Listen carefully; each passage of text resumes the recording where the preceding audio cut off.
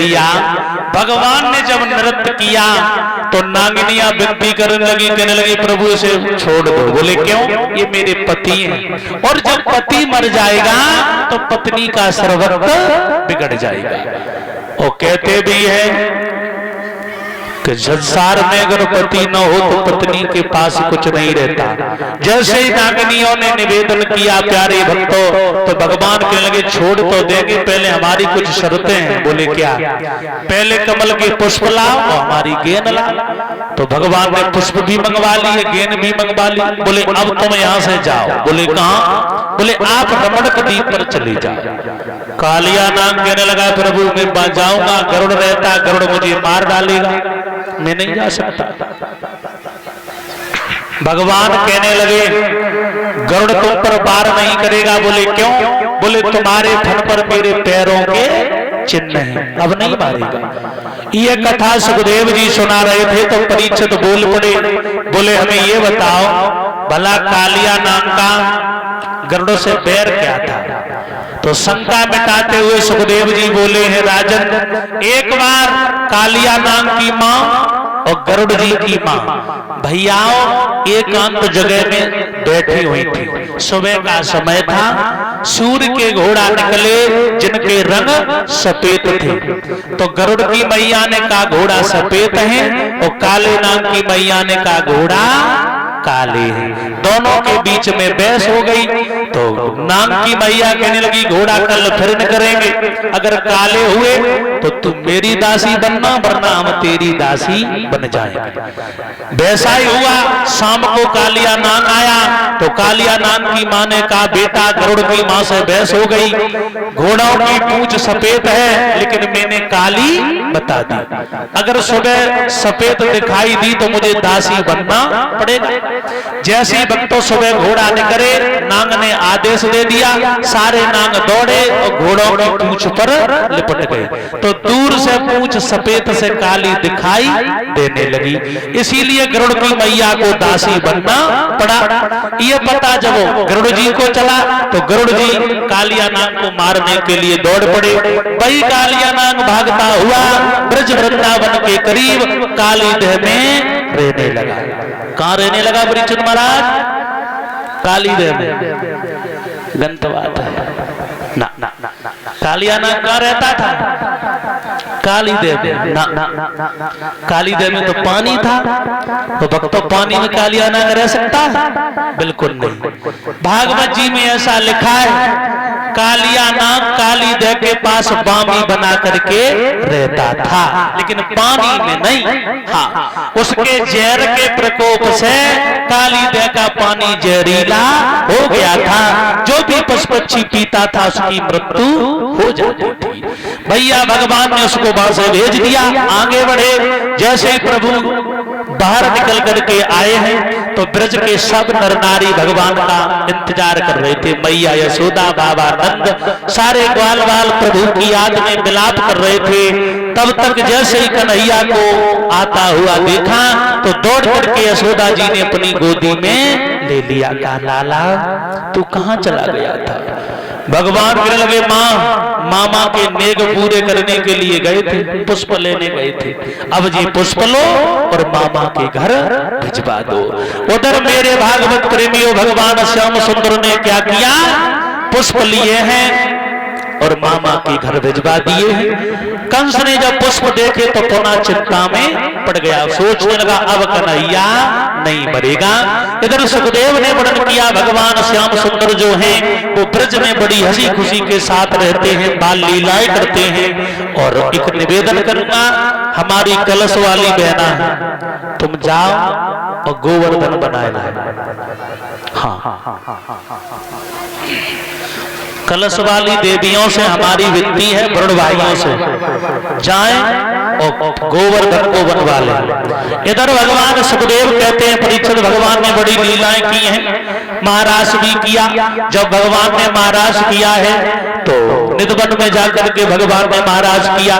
वहां पर सारे ब्रज के नर नारी महाराज में सम्मिलित हुए। भगवान भोले बाबा भी मैया गौरा से कहने लगे हम भी चलेंगे महाराज देखने के लिए।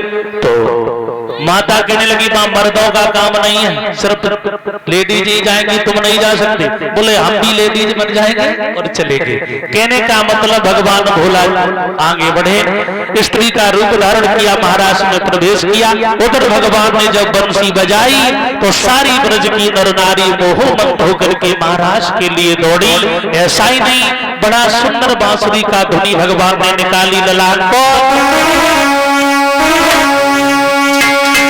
अरे करिया करिया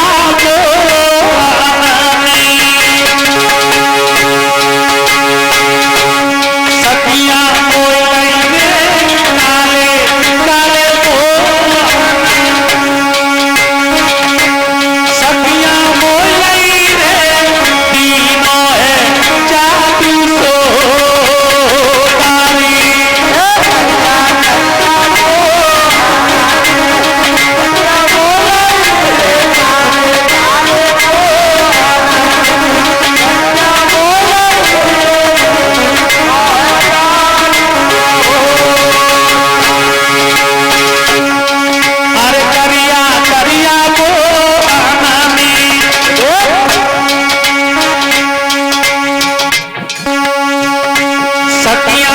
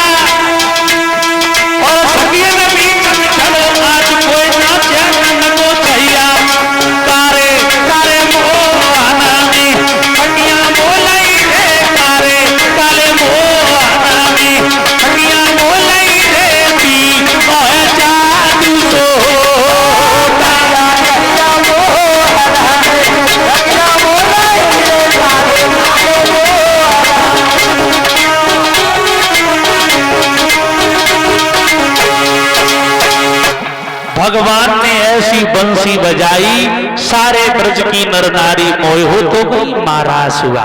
और जब महाराज हुआ तो भोले बाबा भी वहां पहुंच गए। और जब भोले बाबा पहुंचे तो सवरी संघ की सहेलियां कहने लगी, महाराज मैया पार्वती से हमें जब बताओ। बोले हाँ। जे तुम्हारे संगे जो बहु बिटिया है? बोले हाँ। जे को है? बोले तुम्हें मालूम ना? बोले ना। जे हमारे गणेश की बहू है। बोले न जाने कब शादी कर ली, हमें तो बुलाया भी नहीं। बोले क्या करें, बड़ी जल्दी में थे इसलिए शादी हो गई। मेरे भक्तों, भगवान भोले बाबा ने प्रभु के प्रेम में किस लिए गए? भगवान के चिंतन में, भगवान के प्रेम में बस करके आज भगवान भूतनाथ ने भी महाराज देखा, भगवान ने महाराज किया। उसके बाद में श्री सुखदेव ने वर्णन किया है परीक्षित लाल, इधर भगवान महाराज करने के बाद जैसे ही ब्रज में वापस हुए, जैसे ही वृंदावन में निवास किया, आगे बढ़े भगवान, तो क्या देखा है कि सारे ब्रज में बड़ी हंसी खुशी है। वेदना भैया जितनी ब्रज की मैया है अपने अपने घर में पुआ पूरी बना रही है। हाँ, जाई घर में निगाह करे, ताई घर में करैया की छुन्नी छुन्नु परी। भगवान सोचने लगे न जाने आज कौन सा त्योहार है जो सारे ब्रज में पुआ पूरी बन रहे। आगे बढ़े, मैया यशोदा जी के पास पहुंचे, प्रणाम करके भगवान बोले, माँ आज क्या बात है? लला सुमेध, आज क्या बात है जो सारे ब्रज में बड़ी खुशी है? मेरी समझ में नहीं आ रहा, माँ एक बार मुझे भी अवगत कराओ। तो भगवान मैया यशोदा से विनती करते हुए बोले, ओरी माँ